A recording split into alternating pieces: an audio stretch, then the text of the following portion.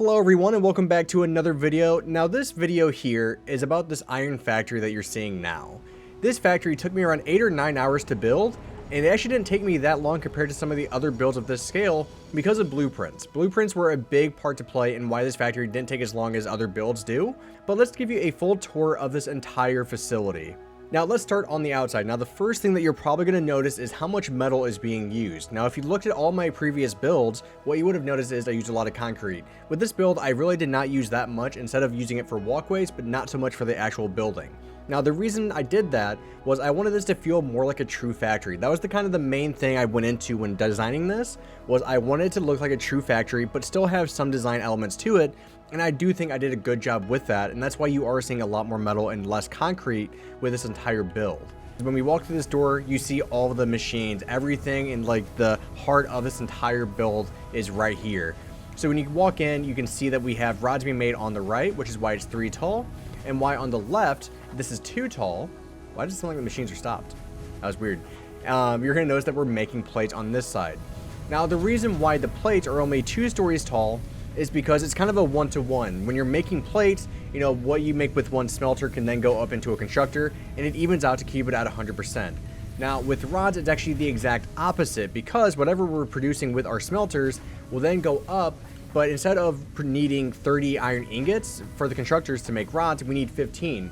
So really, to keep the smelters running at 100% and keeping the constructors running at 100%, what we're needing to do is actually have twice as many constructors up top, which is why you're then seeing the 3rd story added instead of this 2-story build like you're going to see with the iron rods. Now I added this walkway in between. That way you can still access everything. You can see if everything's running correctly. It also kind of looks nice, which is another bonus. You can just see all of the iron ingots going up the elevators and onto the next floor. So this entire build is a little bit symmetrical with how it's kind of designed, but the blueprints themselves really aren't. Now let's go take a look at the blueprints now, because I really want to show you guys what this kind of looks like before we continue. So this is the first blueprint that we are going to be looking at. Now this blueprint here is the one producing the iron plates. Now the reason why you should be using blueprints is because they can save you a lot of time and actually still give you the same amount of detail. So the way I did this was I used up the entire 4x4 grid that we did need, but then you can see how much detail I added just into this 4x4 grid. And the reason why I did that is because then this is going to be copied over and over again inside the actual build. Now, one feature that I really did like and I really wanted to do with this entire factory is hiding the power lines. Now to do that, what I used was these small frame pillars in between, right before the 2nd floor, and then I have all of the wires hiding up there. So from down low, the only wires that you can see are the ones going up through the floor. Now, what I also did was I knew I was going to have a lot of these back to back, so what I wanted was ones without pillars, and that is what you're seeing here. So this is what I call like a middle one. So this would be like the end, and then this would be the middle without the pillars, and then the frames on the inside. Now the reason why I did that is because then when I put my extra end one on this side, it's then going to make it look like it's closed off, and that's why you don't see the double pillars stacked when you go into our main build. And here's what I'm talking about with the end and mid blueprints. So here, if I get rid of this, here are the 2 end pillars right here and here. Now I don't need pillars for this middle one here, so I got rid of those pillars in that blueprint and made it a separate blueprint. And then I also got rid of the small plane fillers that go across this side on the mid one. Same thing on the other side, because I have the next end one. So this pillar and this pillar are part of the end ones. So again, that is why I did that, because now you can't even really tell. It looks like it's all continuous and it works really well. Now, kind of continuing with that theme, this one actually is using a little bit of a mod. So there is a mod that you can download to give you some bigger blueprints, and that is actually what I needed to do with this one, because this one is producing the iron rods. And as I said earlier, the problem with iron rods is that whatever the smelters are producing, the constructors are only producing half of that. So you need double the amount of constructors so you can actually produce 100% of what the smelter is making. But the main thing you're going to see here is just the amount of elevators that we're using is again twice as much as what you were seeing using the iron rods. And the 2nd floor is just more constructors. So again, we have 8 constructors up here, but then we have another 8, one more floor above that. And what that's going to do is then produce our iron rods at 100% efficiency, but then they're going to be sent down into the next floor to where they will merge and then go out. Now what this little piece right here is when I'm actually placing my blueprints, this is the indicator of which way these mergers are going. That way I don't put these the wrong way on, and then I have to delete everything and then re-engineer all of it. Pretty much these just tell me here's what way the conveyor is going to be flowing.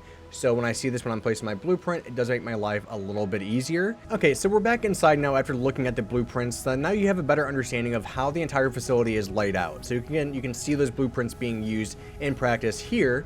But then here's where you can see again, we're making the iron plates here. They're going to go up and then they're going to be sorted into another room. So you can see all these different mergers kind of coming together. And then over on the other side, we have the rods. So again, similar concept. We can see that we have the iron ingots coming in. They'll go into the constructors, and then they will make the rods. And the rods will go again into those mergers and then sort down the line.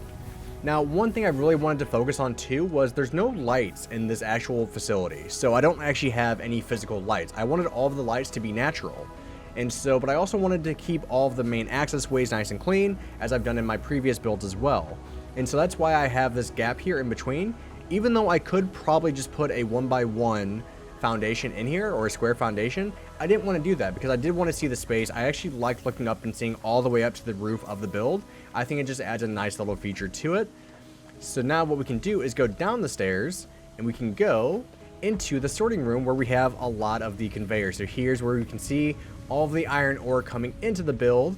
And then what you can also see is we have a lot of plates right here, and we also have, oh, no screws, just plates. So what these are doing is actually pretty simple. So when the train station is picking stuff up, or if there's any overflow for whatever reason, these 4 conveyor belts will then go to an awesome sink, so it will just kind of get rid of all that excess stuff, so we don't back up the machines upstairs. That's kind of the main thought behind that.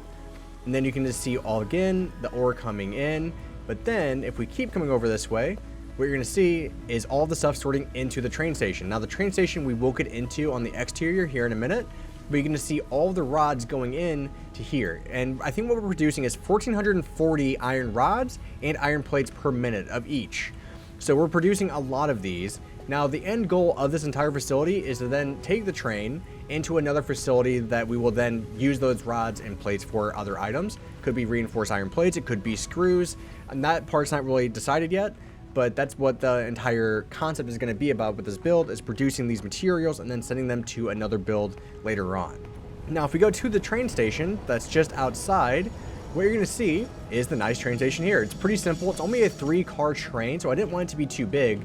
Now, the reason why I did add the third, even though I'm only using 2 currently, is I really want to have some room for expandment. So if I ever need to send rods somewhere else, I could always split what's going into one of these containers and then into the third, and then we could sort that somewhere else.